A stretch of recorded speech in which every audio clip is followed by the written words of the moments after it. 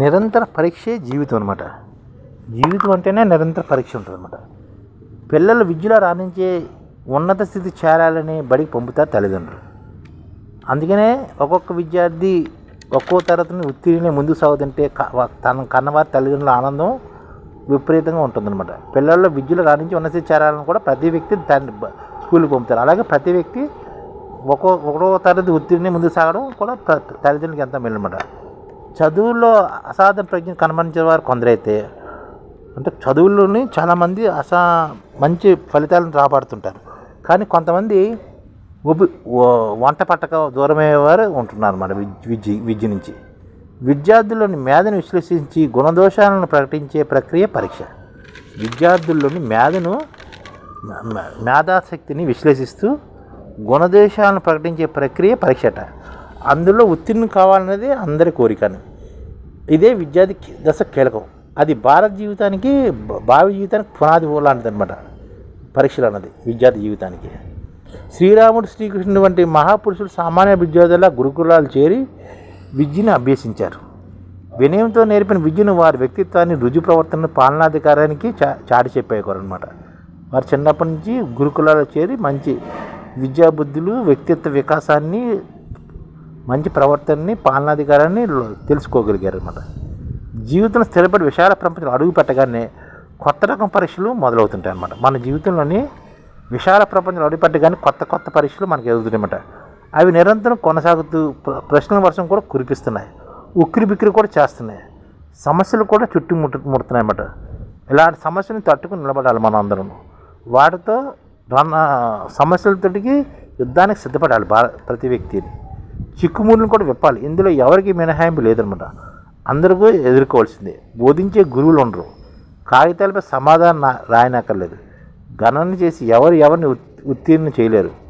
ఓటింపాలు కూడా చేయలేరు. ఎవరికి వారే గురువులుగా మారాలి. శిష్యులుగా సమాయత్తం కావాలి. సమాజ అధ్యయనం, మనస్తత్వ పరిశోధన, లౌకిక వ్యవహారాల నిర్వహణ వంటి పాఠాలను రోజు చదవాలి. మనపై మన దృష్టి నిలిపే వారిని క్షుణ్ణంగా పరిశీలించాలి. వ్యక్తులను బ్యారేజ్ కూడా చేసుకుని వారి ప్రవర్తన త్రాసులో తోచాలి. లోక సంబంధ వ్యవహారాల పట్ల అవగాహన కూడా కలిగి ఉండాలి. అనుక్షణం ఎదురయ్యే ప్రతి సమస్య ఒక పరీక్ష. ప్రతి కూలాంశాలను నేర్పుతో, ఓర్పుతో అనుగుణంగా మార్చుకుంటూ ఉండాలన్నమాట. ఆలోచన, అవగాహన, అనుభవము, ముందు చూపు వంటి సూత్రాలను అందుబాటులో ఉంచుకోవాలి. తెలివితో ఇతరులను మెప్పించి సమాధానపరచాలి. సున్నితమైన, అంతే కఠినమైన ఆర్థిక సంబంధ చిక్కులను నేర్పుతో విడదీయాలి. అలాంటి వారి ఈ పరీక్షల్లో విజేతలుగా నిలుస్తారన్నమాట. నిజ జీవితాన్ని పరీక్షలో లౌకిక సమస్య సతమవుతున్న మనిషి స్థైర్యాన్ని, ధైర్యాన్ని మరింత సాధించేందుకు అంతర్యామి విధించే పరీక్షలు ఆశ్చర్యం కలిగిస్తాయి. నవ్వేవారిని ఏడిపిస్తారు, ఏడ్చేవారిని నవ్విపిస్తాడు అంతర్యామి. సిరి సంపదలను, భోగభాగ్యాలను తారుమారు చేస్తుంటాడు. ఆ లీలలు విచిత్రం. భక్తుల మనోబలం, స్థిరబుద్ధి, దృఢమే కాదు అన్న కఠిన పరీక్ష నమ్మిన వారికి, దరిచేయని వారిని ఈ పరీక్షల్లో మనం ఉత్తీర్ణం చేసుకోవాలి. తన భక్తులు అన్యోన్య భక్తిని, అచంచల విశ్వాసం దెబ్బతీసేలా పరీక్షలు పెట్టకూడదు. దత్తాత్రేయుడు తట్టుకోలేని సామాన్యులు ఫలాన్ని చిత్తగించేవారన్నమాట. నిశ్చల బుద్ధితో, అర్పణ దీక్షతో ఎవరైతే కడదాకా నిలిచేవారో వారిని హక్కును చేర్చుకుంటాడు మన స్వామి. 7 జన్మల్లో వెంటాడి కాపాడేవాడే దత్తపుత్రుడు అనే విషయాన్ని మనం తెలుసుకోవాలి. పరీక్షలు అంటే భయపడే వారిని ఆ పరీక్షలు ఎప్పుడు భయపడుతూనే ఉంటాయి. సమస్యను భయపడి బాధపడితే అనుకునేవి సాధించలేం.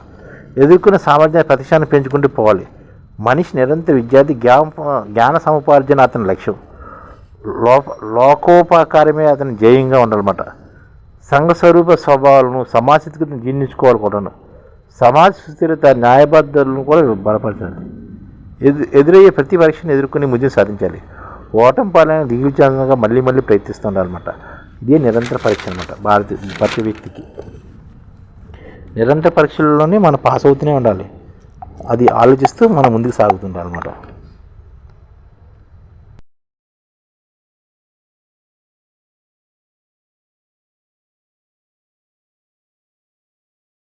ఈ ఛానల్ ముఖ్య ఉద్దేశం ఏంటంటే మన తెలుగు రాష్ట్రాల్లో 1 కోటి మందికి సంఘటిత రంగాల్లో ఏ విధంగా ఉద్యోగాలు ఇవ్వవచ్చు, కనీస నెల జీతం 30,000 వరకు ఏ విధంగా ఇవ్వవచ్చు, ఏ విధంగా చేస్తే ఉద్యోగాలు సృష్టించబడతాయో వివరిస్తూ ఈ ఛానల్లో వీడియోలు వస్తాయి.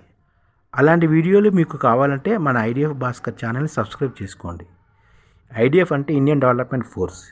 ఈ వీడియోలు చూసిన తర్వాత మీకు నచ్చితే లైక్ చేయండి, మీ ఫ్యామిలీ మెంబర్స్కి షేర్ చేయండి మరియు మీ ఫ్రెండ్స్కి షేర్ చేయండి. Thank you. నమస్కారం.